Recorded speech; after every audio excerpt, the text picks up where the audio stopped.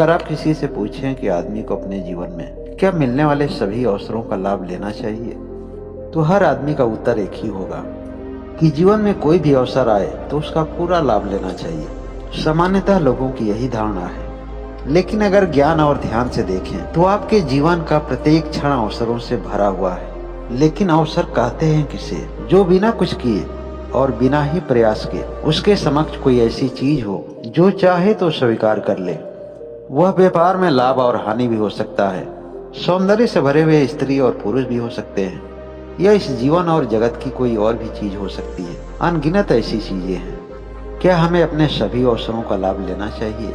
उचित और अनुचित में भेद करना, सही चुनाव करना। जब ध्यान से उसकी बारीकियों के बारे में वह मंथन करता है तो उसे इस बात का भी बोध हो जाता है तो कौन सा अवसर उसके लिए लाभदायक हो सकता है और कौन सा अवसर उसके जीवन के लिए हानिकारक हो सकता है। क्योंकि कुछ ऐसे भी अवसर आते हैं जो मनुष्य के जीवन के लिए एक बहुत बड़ी परीक्षा के रूप में प्रस्तुत होते हैं। एक गांव में रहने वाला नौजवान जब वह छोटा सा बच्चा था तो अक्सर उसके दादा धार्मिक कथा और कहानियां सुनाया करते थे, और जब वह बड़ा हुआ तो साधु संत और फकीर से मिलकर उसे बड़ी ही खुशी मिलती थी। एक अच्छे और संपन्न परिवार में उसका पालन पोषण हुआ था। उसे अपने दादा की कहानियों से इतना प्रेरणा मिली थी कि वह अपने स्तर के बच्चों के साथ कभी नहीं खेलता था, बल्कि जो दीनहीन और गरीब बच्चे होते थे उन्हीं के साथ वह मिलकर खेलता भी था। हमेशा घर से कुछ टॉफी और बिस्कुट जैसे चीज लेकर वह बच्चों के बीच में शेयर करके खाता पीता था।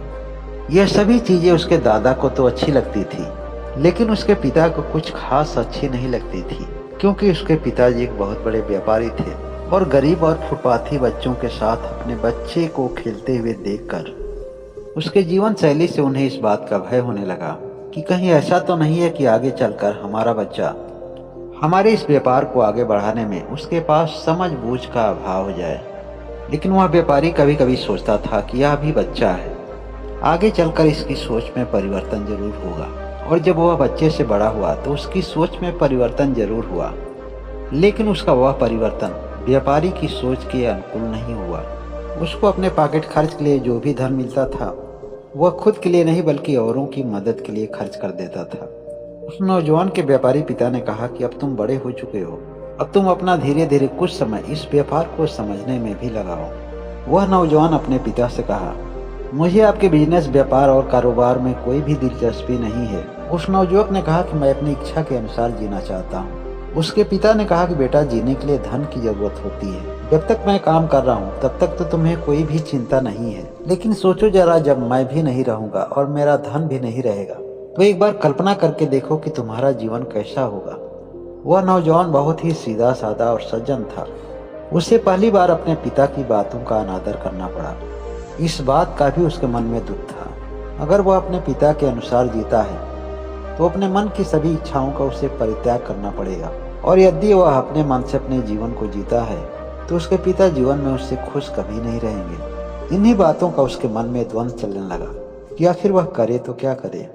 उस नौजवान का एक साथी मित्र एक आश्रम का उसे पता बताया और उस नौजवान से कहा कि तुम्हें एक बार इस आश्रम पर जरूर जाना चाहिए। अपने मित्र की बात मानकर वह दूसरे दिन आश्रम पर पहुंच गया। उसने देखा कि आश्रम के बाहर एक जटाधारी बाबा बैठे हुए। वह महात्मा से मिलकर अपनी सारी परेशानियों को बताया। वह कहा कि बाबा, मेरे पिता चाहते हैं कि मैं व्यापार करूं, लेकिन मेरी अंतरात्मा मुझे बिल्कुल ही गवाह नहीं दे रही है। महात्मा कहे कि बेटा, वह तुम्हारे पिता हैं, वह जो भी कुछ करेंगे तुम्हारे भलाई के लिए ही कहेंगे और करेंगे। उस नौजवान ने कहा कि हे बाबा, व्यापार में कुछ लेने के बदले कुछ देने को बताया जाता है, लेकिन आज तक हमने केवल देना ही सीखा।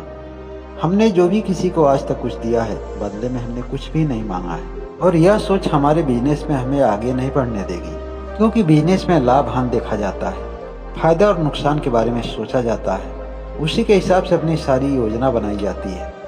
लेकिन हमने तो हमेशा दूसरे की फायदे की बात सोची है। महात्मा उस नौजवान से कहे कि बेटा, यह तो और भी अच्छी बात है। यह केवल तुम्हें लगता है कि इस सोच से तुम्हारे बिजनेस का नुकसान होगा, लेकिन जिस दिन इस सोच को अपने बिजनेस में लागू करोगे, यह तुम्हें देख कर हैरानी होगी कि जिस सफलता को पाने में तुम्हारे पिता को पूरा जीवन लग गया था, उससे भी बड़ी सफलता तुम कुछ ही दिन में हासिल कर लोगे।